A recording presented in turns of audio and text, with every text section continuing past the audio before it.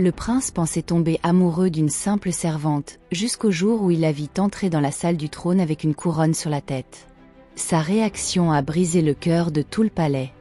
Bienvenue sur Serafina et ses histoires.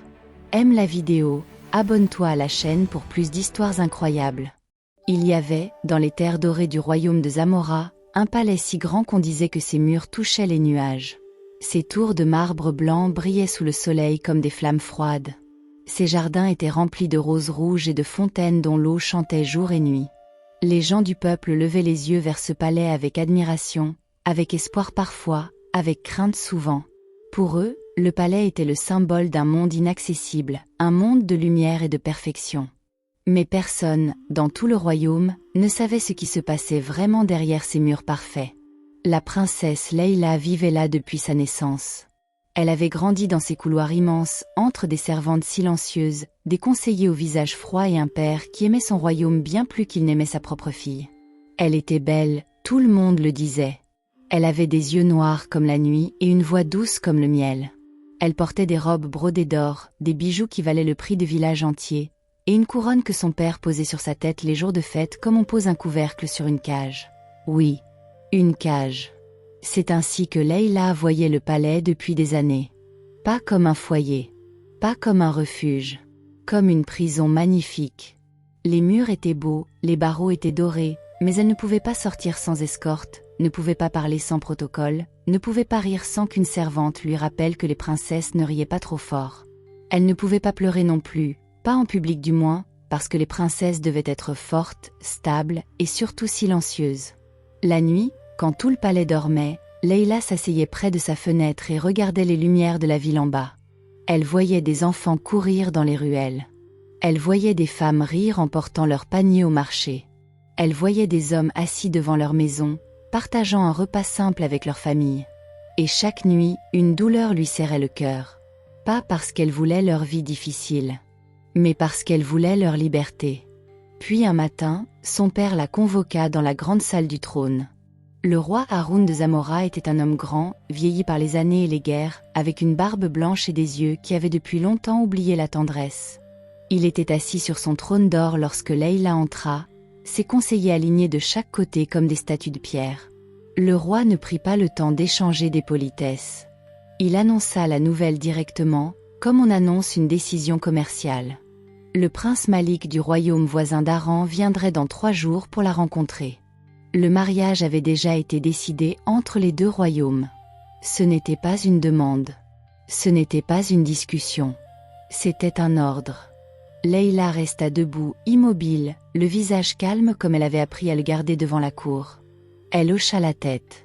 Elle dit les mots qu'on attendait d'elle. Et elle sortit de la salle d'un pas digne. Mais à l'intérieur, quelque chose en elle s'était brisé. Cette nuit-là, elle ne dormit pas. Elle marcha de long en large dans sa chambre, les mains serrées, la gorge nouée. Être vendue à un homme qu'elle n'avait jamais vu, dans un royaume qu'elle ne connaissait pas, pour servir une alliance politique que son père avait négociée sans même lui demander son avis. Elle n'était pas une princesse. Elle était une monnaie d'échange. Vers l'aube, elle prit une décision. Elle appela sa servante Nor, une jeune femme de son âge, simple, fidèle, et dont les yeux gardaient toujours une chaleur que Leila n'avait jamais trouvée chez les nobles de la cour. Leila lui parla doucement, lui expliqua tout. Et elle lui demanda quelque chose d'incroyable, d'échanger ses vêtements avec elle. Nor resta bouche bée. Elle trembla un peu. Elle tenta de refuser. Mais Leila la regarda avec des yeux si sincères, si désespérés, que Nor ne put pas dire non. Elle ôta sa robe simple de coton beige. Leila ôta sa robe brodée. Elles échangèrent leurs habits en silence, comme 2 sœurs qui se font confiance sans avoir besoin de mots. Leila noua ses cheveux noirs sous un simple tissu. Elle retira ses bijoux, un par un, et les posa sur son lit comme on pose les pièces d'une armure que l'on décide de ne plus porter. Puis elle regarda Nor habillée en princesse et lui dit de jouer son rôle jusqu'à ce qu'elle revienne. Nor ne savait pas quand cela serait. Leila non plus. Elle quitta le palais par une porte de service, tôt le matin, alors que les gardes changeaient de faction et que la ville s'éveillait à peine. Pour la première fois de sa vie, elle marcha dans les rues de la cité de Zamora sans escorte, sans couronne, sans le regard des conseillers dans son dos. Et pour la première fois de sa vie, Elle respira vraiment. L'air du matin sentait le pain chaud et la poussière. Le marché s'animait. Des vendeurs criaient le prix de leurs fruits. Des enfants couraient entre les jambes des adultes. Une vieille femme vendait des fleurs séchées dans un panier d'osier. Tout était bruyant, coloré, vivant d'une façon que le palais ne lui avait jamais offerte. Leila marcha longtemps, les yeux grands ouverts, buvant chaque détail de cette vie qu'on lui avait cachée derrière des murs de marbre. Ce même matin, aux portes de la cité de Zamora, une autre arrivée se préparait. Le prince Malik d'Aran entra dans le royaume avec une escorte modeste.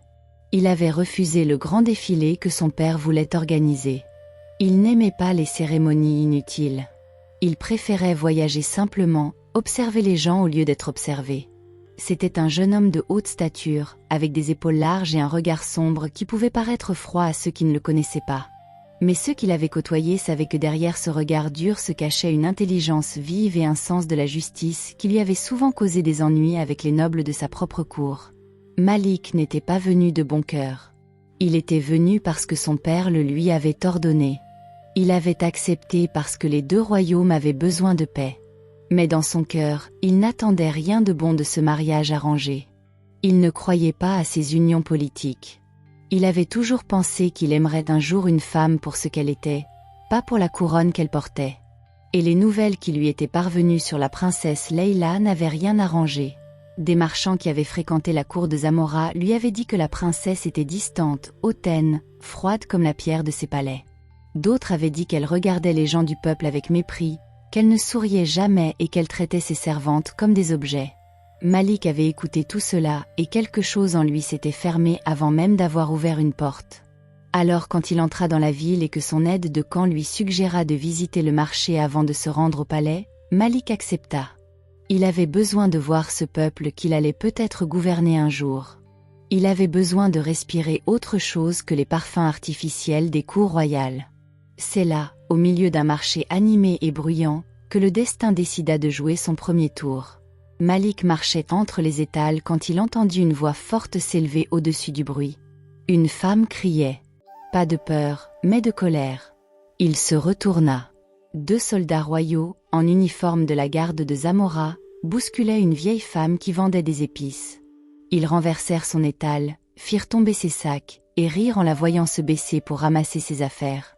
Les gens autour regardaient, mais personne ne bougea. La peur était trop grande. Personne, sauf une jeune femme vêtue d'une simple robe beige. Elle s'avança sans hésiter.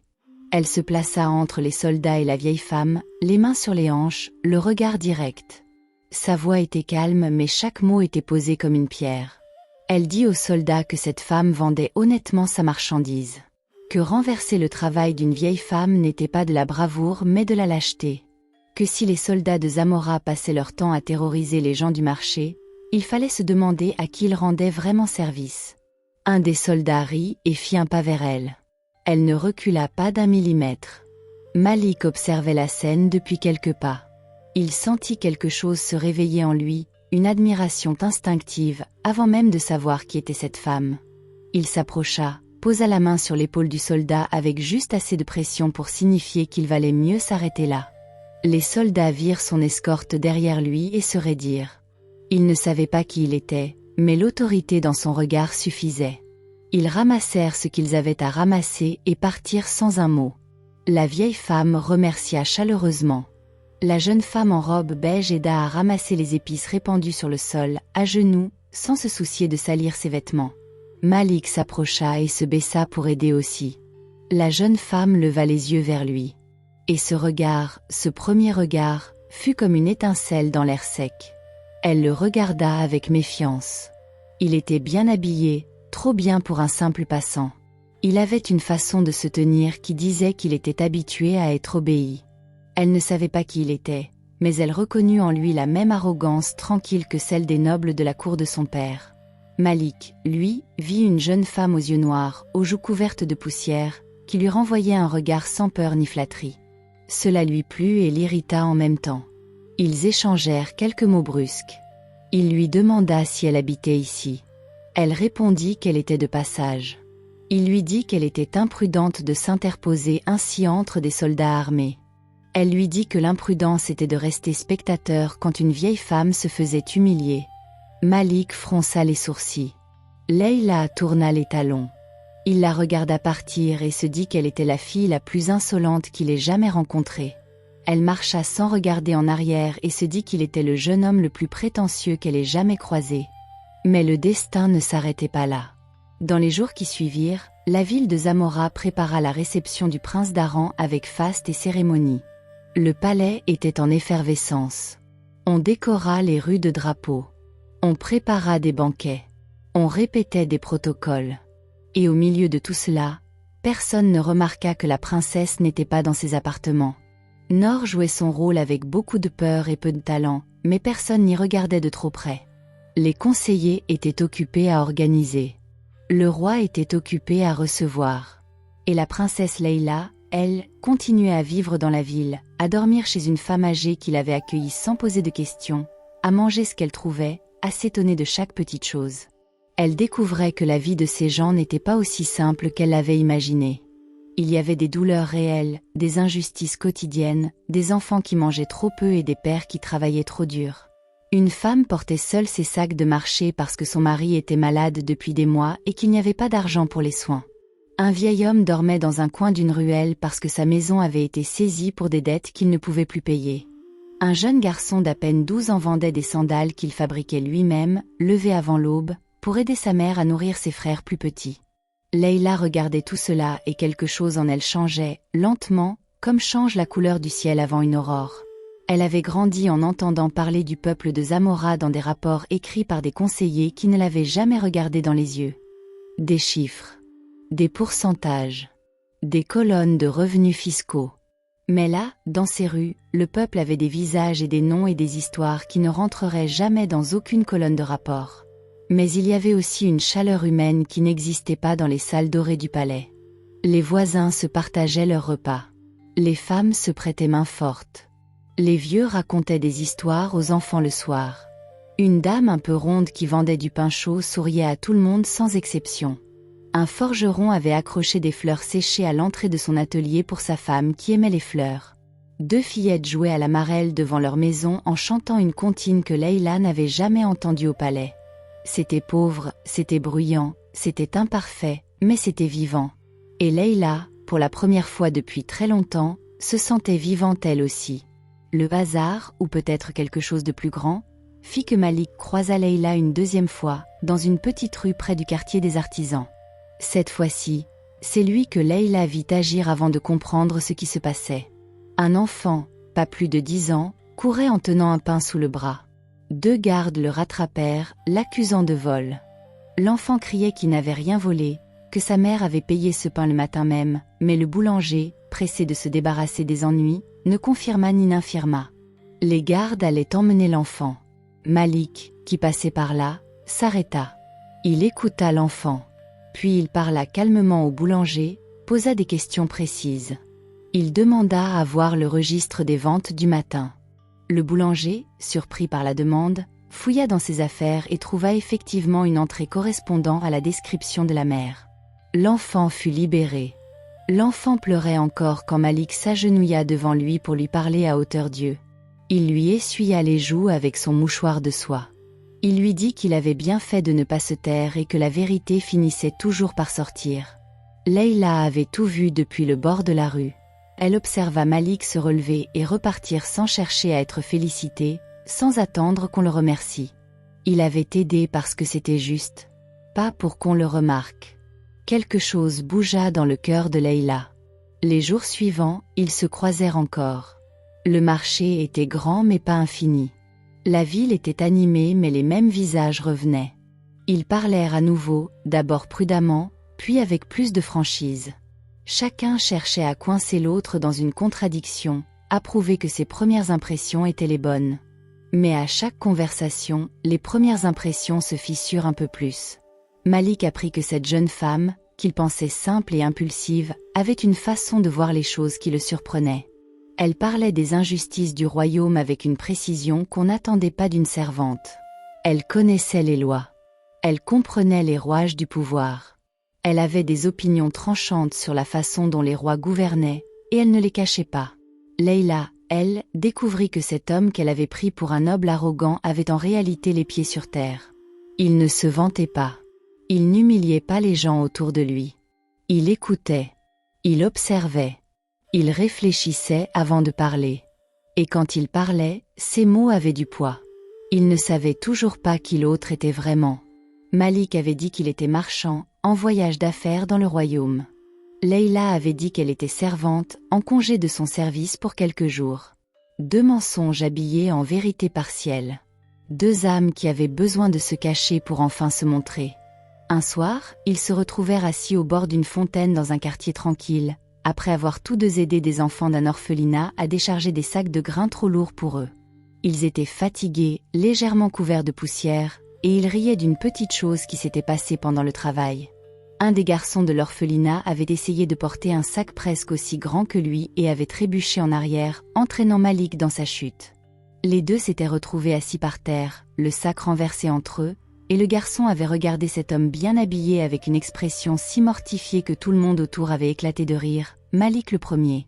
C'était ce rire-là qui résonnait encore entre eux maintenant que la nuit tombait et que la fontaine chantait doucement.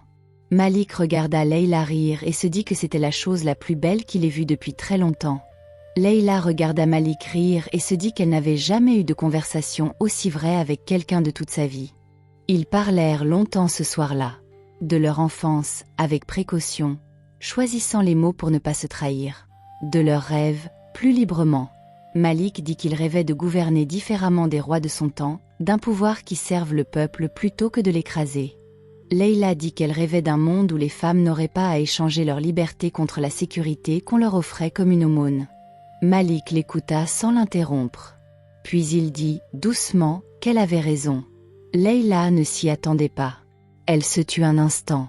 Dans sa vie au palais, chaque fois qu'elle avait exprimé une opinion tranchante, on lui avait souri avec condescendance, on lui avait rappelé que les affaires du royaume n'étaient pas de son ressort, ou on avait simplement changé de sujet comme si elle n'avait rien dit. Pour la première fois, un homme l'avait entendue. Pas entendu comme on entend quelqu'un qu'on attend que ça finisse. Entendu vraiment. Alors elle dit qu'il était la première personne à lui dire ça sans la regarder de haut. Le silence qui suivit était chaud et fragile à la fois. Quelques jours s'écoulèrent encore. Chaque matin, Leïla se disait qu'elle devrait rentrer au palais. Chaque soir, quelque chose la retenait. Pas la peur, pas la paresse. Quelque chose d'autre. Quelque chose qu'elle ne voulait pas encore nommer. Malik, de son côté, avait retardé son entrée officielle au palais sous prétexte de vouloir connaître le peuple avant de rencontrer la cour. Ses conseillers s'impatientaient. Le roi Haroun avait envoyé des messages. Mais Malik continuait à marcher dans les rues le matin et à retrouver cette jeune servante dont les yeux noirs le hantaient sans qu'il comprenne vraiment pourquoi. Un matin, il lui offrit une fleur qu'il avait achetée à la vieille dame du marché, celle qu'il avait défendue lors de leur première rencontre. Juste une fleur simple, rouge et sauvage. Il la lui tendit maladroitement, comme quelqu'un qui n'avait pas l'habitude de faire ce genre de geste. Leïla prit la fleur. Elle la regarda un instant. Puis elle dit, avec un sourire qu'elle ne put pas retenir, que c'était la première fleur qu'on lui offrait sans arrière-pensée. Malik demanda comment elle pouvait en être sûre. Elle répondit qu'elle le sentait. Ce fut ce jour-là, ce simple échange, cette fleur rouge dans une rue poussiéreuse, que tous les 2 surent, sans se le dire, que quelque chose de vrai s'était construit entre eux. Mais le destin, qui avait joué jusqu'alors un rôle doux, décida ce soir-là de montrer son autre visage. Un messager du palais parcourut la ville en criant que la princesse Leïla devait impérativement être de retour au palais le lendemain matin pour la cérémonie d'accueil du prince d'Aran. Des soldats fouillaient les rues, les auberges, les maisons. Nord, au palais, avait tenu aussi longtemps qu'elle avait pu, mais les conseillers avaient fini par la reconnaître et tout éclatait à la surface. La femme âgée chez qui dormait Leïla vint la prévenir en tremblant. Leïla resta immobile pendant un long moment. Elle regarda la fleur rouge posée dans un verre d'eau sur la table. Elle pensa à Malik. Elle pensa à la fontaine, aux conversations du soir, aux rires partagés. Puis elle pensa à la grande salle du palais, au trône de son père, à la couronne froide. Elle ne pouvait pas fuir indéfiniment. Elle le savait. Elle l'avait toujours su. Elle prit la fleur. Elle la garda dans sa main. Puis elle dit à la vieille femme de la remercier pour sa gentillesse. Et elle rentra au palais. On la rhabilla en princesse en moins d'1 heure. La robe brodée d'or, les bijoux, la couronne.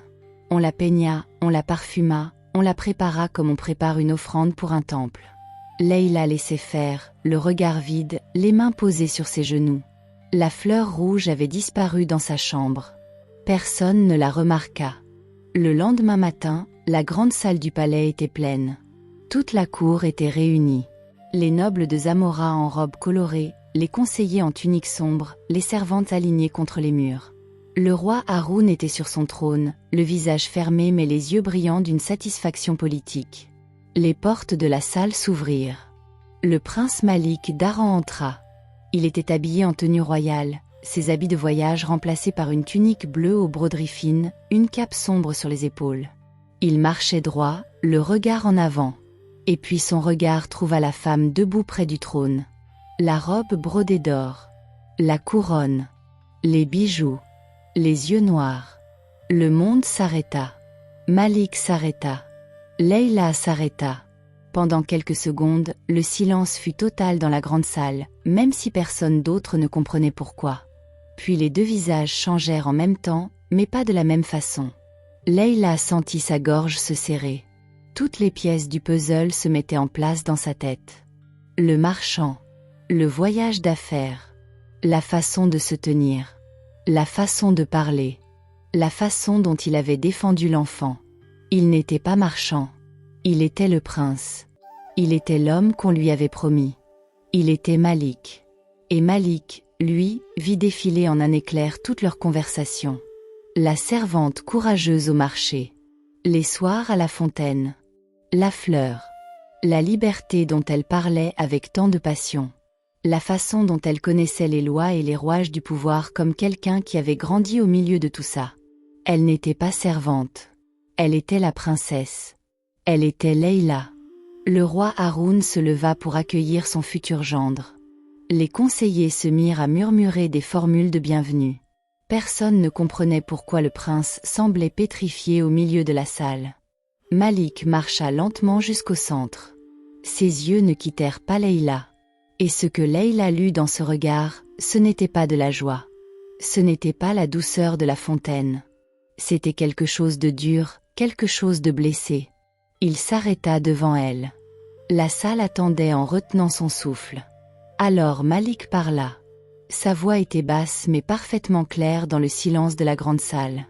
Il dit qu'il était venu épouser une princesse, qu'il avait entendu dire qu'elle était froide et méprisante, qu'il avait décidé de ne pas l'aimer avant même de la voir, et qu'au lieu de cela, il avait rencontré dans les rues de cette ville une femme simple au grand cœur, courageuse et honnête, qu'il était tombé amoureux de cette femme, et que maintenant, debout dans cette salle, il découvrait qu'elle lui avait menti du début à la fin.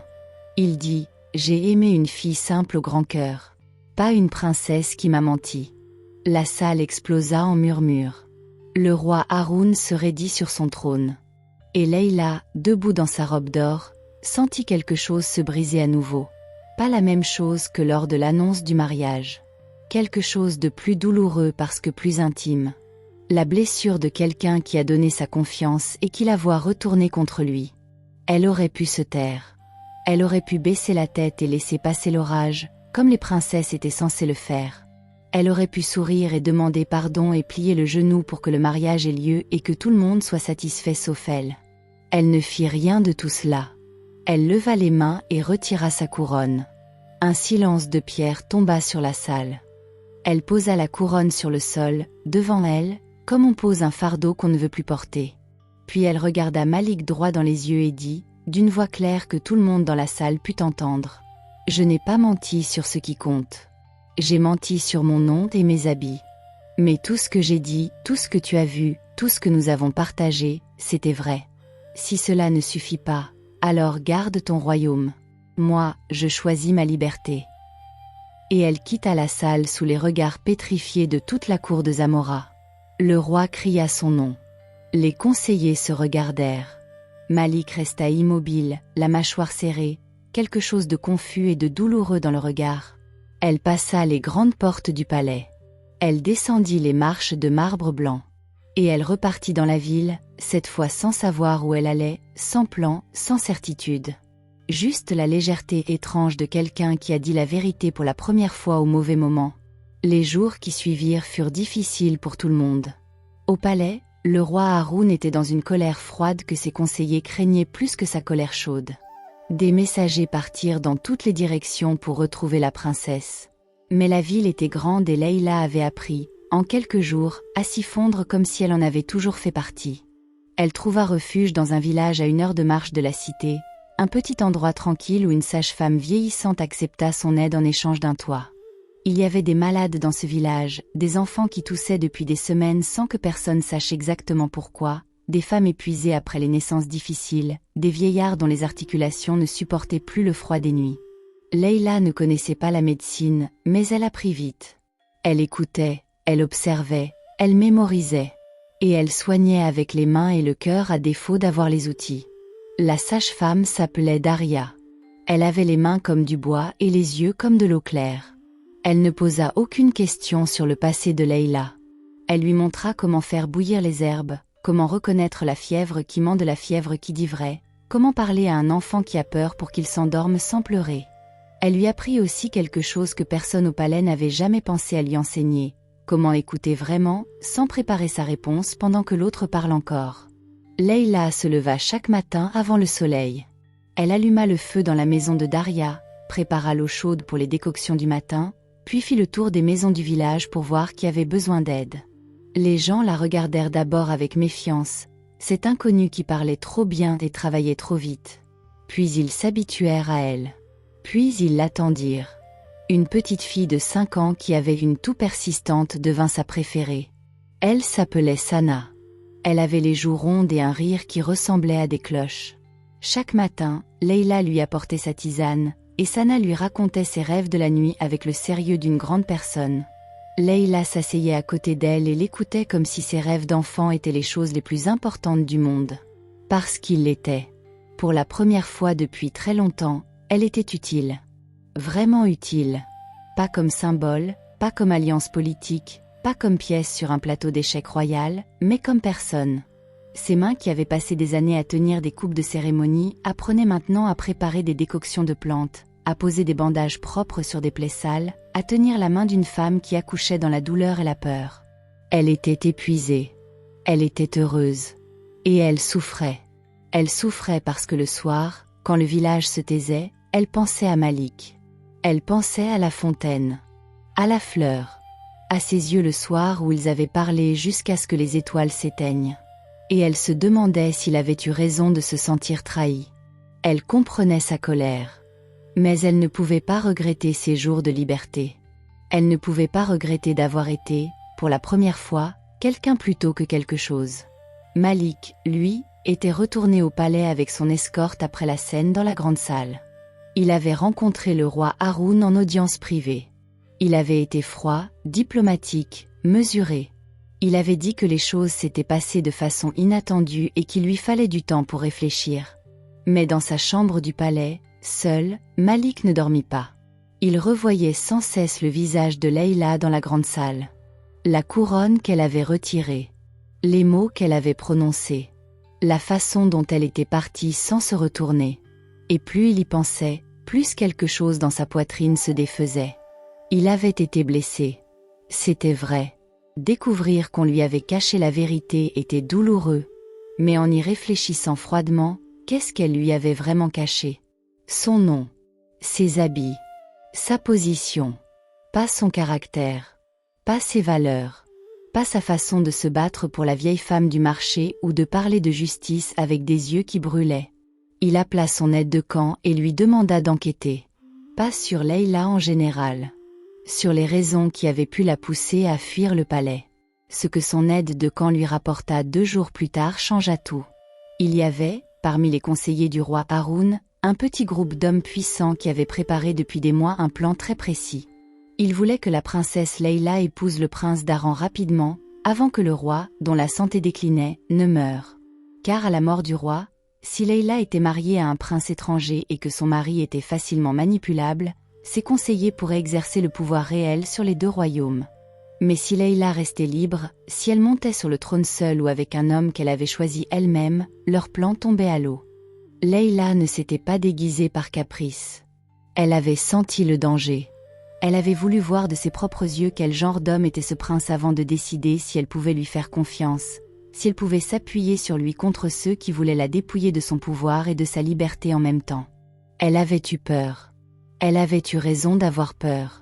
Malik relut le rapport 2 fois. Puis il posa le papier sur la table et resta assis dans le silence de sa chambre pendant un long moment. Il pensa à tout. Il pensa à elle.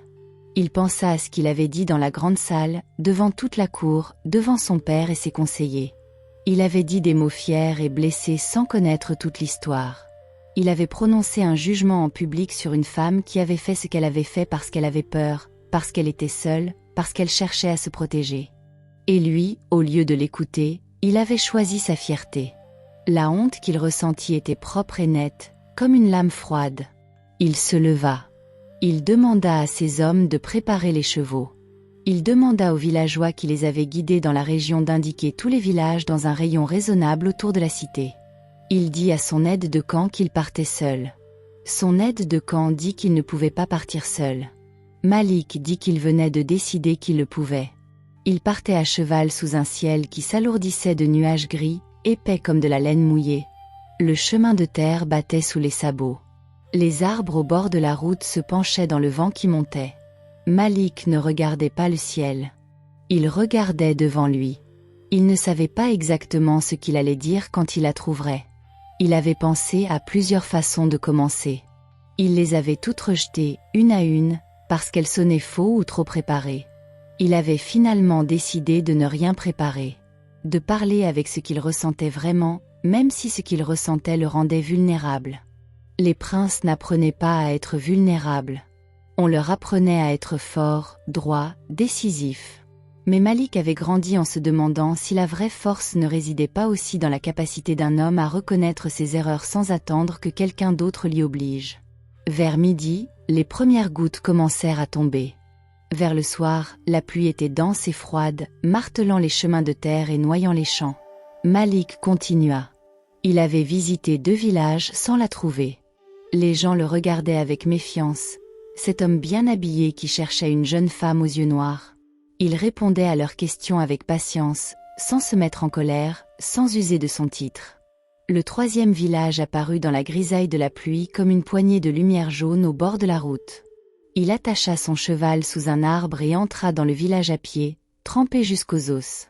Une femme âgée qui portait des couvertures lui indiqua la maison de la sage-femme sans qu'il ait besoin de la décrire en détail. « Il y avait une jeune femme là-bas, dit la vieille, qui soignait les enfants depuis quelques jours. Elle ne ressemblait pas à une servante, mais elle travaillait comme si sa vie en dépendait. » Malik frappa à la porte. Ce fut Leïla qui ouvrit. Elle le vit et ne dit rien pendant un moment. La pluie tombait derrière lui. Ses habits collaient à sa peau. Ses cheveux dégoulinaient sur son front. Il avait l'air de quelqu'un qui avait couru longtemps dans la mauvaise direction avant de comprendre où il devait vraiment aller. Elle ne claqua pas la porte. Elle ne cria pas. Elle resta là, dans l'encadrement, et attendit. Malik parla. Il ne commença pas par une excuse. Il commença par la vérité. Il lui dit ce qu'il avait appris sur les conseillers, sur le complot, sur les raisons qui l'avaient poussé à fuir. Il lui dit qu'il avait compris pourquoi elle avait fait ce qu'elle avait fait. Il lui dit que si les positions avaient été inversées, il aurait peut-être fait la même chose. Puis il dit qu'il était désolé pour les mots qu'il avait prononcés dans la grande salle. Pas parce qu'ils venaient d'un homme blessé, mais parce qu'ils avaient été injustes. Et l'injustice, il ne pouvait pas la tolérer, même venant de lui-même. Leïla l'écoutait en le regardant droit dans les yeux. Il dit que pendant les jours qu'ils avaient passés dans la ville, il n'avait pas aimé une servante. Il n'avait pas aimé une princesse. Il avait aimé une personne. Et cette personne était devant lui, dans une petite maison de village sous la pluie, avec les mains légèrement tachées d'herbes médicinales et des yeux qui ne cédaient rien. Il dit, et sa voix baissa d'un ton comme si ces mots lui coûtaient quelque chose de précieux. « Je ne veux pas régner sur toi. Je veux marcher à côté de toi. » La pluie continuait à tomber. Un enfant toussait quelque part dans la maison derrière Leïla. Elle le regarda encore un long moment. Elle pesa chaque mot de ce qu'il venait de dire. Elle chercha la fausseté, le calcul politique, l'arrière-pensée royale. Elle ne trouva rien de tout cela. Elle trouva un homme debout dans la pluie, mouillé et honteux et honnête. Alors elle s'écarta pour le laisser entrer. Il entra. Ce soir-là, ils parlèrent longtemps, assis près du feu que la sage-femme avait allumé sans rien demander, avec la discrétion sage de quelqu'un qui a vécu suffisamment longtemps pour savoir quand les jeunes gens ont besoin qu'on les laisse tranquilles. Ils se dirent tout. Vraiment tout. Leurs noms, leurs histoires, leurs peurs. Malik lui parla de son royaume, de son père, de la pression d'être prince d'une façon différente de ce qu'on attendait de lui. Leïla lui parla du palais, de sa solitude, de la longue liste de choses qu'elle n'avait jamais eu le droit d'être. Ils parlèrent de leurs rêves, mais cette fois sans masque, sans prudence. Et quand les bûches s'éteignirent et que le feu ne fut plus que des braises, Leïla prit une décision. Elle dit à Malik qu'elle l'aimait. Elle dit que cet amour n'était pas né dans la grande salle du palais ni dans les appartements royaux. Il était né dans la poussière d'un marché, près d'une vieille femme et de ses épices renversées. Elle dit qu'elle était prête à rentrer, prête à reprendre sa place, mais pas de la façon dont son père l'entendait. Elle posa une condition. Pas une condition de princesse blessée qui négocie son retour. Une condition de femme qui sait ce qu'elle veut et qui a enfin la force de le dire. Elle dit que si Malik et elle gouvernaient un jour, ce serait différemment. Les portes du palais s'ouvriraient au peuple. Les décisions se prendraient en pensant aux gens des villages et des marchés, pas seulement aux nobles de la cour. Et personne, jamais, ne serait marié de force dans leur terre pour servir une alliance dont il ne voulait pas. Malik l'écouta sans l'interrompre. Puis il dit simplement « oui ». Pas le oui d'un homme qui capitule. Le oui d'un homme qui reconnaît la vérité quand il l'entend. Ils rentrèrent ensemble à la cité de Zamora le lendemain matin, sous un ciel lavé par la pluie qui avait laissé place à un bleu profond et frais.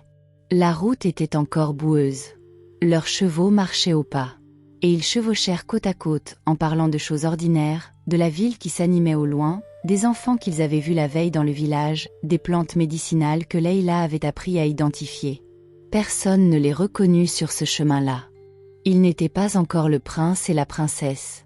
Ils étaient juste deux personnes qui rentraient de quelque part en se disant des choses vraies. Le palais était en émoi à leur arrivée.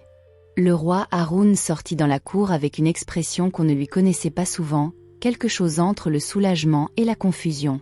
Les conseillers se regardèrent.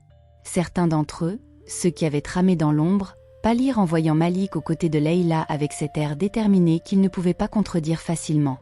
Leïla parla à son père ce soir-là en privé. Elle lui dit ce qu'elle savait du complot. Elle lui montra les preuves que Malik avait recueillies. Le roi l'écouta, le visage de plus en plus grave. Ce n'était pas un mauvais homme, le roi Haroun. Il était simplement quelqu'un qui avait gouverné si longtemps avec les outils du pouvoir traditionnel qu'il n'avait plus su voir ce qui se tramait sous son nez, ni la solitude de sa propre fille. Il congédia les conseillers corrompus le lendemain même. Certains partirent volontairement, d'autres furent escortés hors du palais. Le royaume de Zamora trembla un peu, comme tremblent toutes les structures quand on retire les pièces pourries qui les composent, mais il tint debout. Le mariage de Leïla et Malik fut célébré un mois plus tard. Ce n'était pas la grande cérémonie que tout le monde avait préparée. Leïla avait demandé quelque chose de plus simple. Les portes du palais furent ouvertes pour la première fois depuis des années aux gens de la ville. On dressa des tables dans la cour extérieure.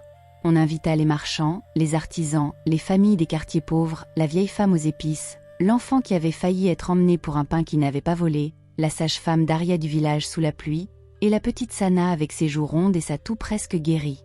Il y eut de la musique jouée par des musiciens du peuple, pas par les orchestres du palais. Il y eut des plats que les femmes du village avaient préparés avec des ingrédients simples mais cuisinés avec amour. Les enfants couraient entre les jambes des adultes. Les vieux racontaient des histoires. Quelqu'un rit si fort à un moment que les pigeons du toit s'envolèrent d'un coup dans un grand bruit d'ailes. Le roi Haroun assistait à tout cela depuis une chaise placée à l'ombre. Son visage était difficile à lire. Mais à un moment, quand Leïla passa près de lui avec un plateau de gâteaux qu'elle avait elle-même préparé le matin, il prit sa main et la garda dans la sienne quelques secondes. Il ne dit rien. Leïla non plus. Mais quelque chose passa entre eux que les mots n'auraient pas bien rendu. La robe de Leïla ce jour-là était blanche et simple. Pas de broderie d'or. Pas de bijoux lourds. Une fleur rouge dans les cheveux. Celle de Malik, séchée et conservée avec soin depuis ce jour au marché. Malik la vit entrer dans la cour et il sourit d'un sourire qu'on ne lui avait jamais vu à la cour. Pas le sourire poli du protocole. Un sourire réel, celui d'un homme heureux d'une façon qu'il n'avait pas prévue. Ils se prirent la main devant tout le monde.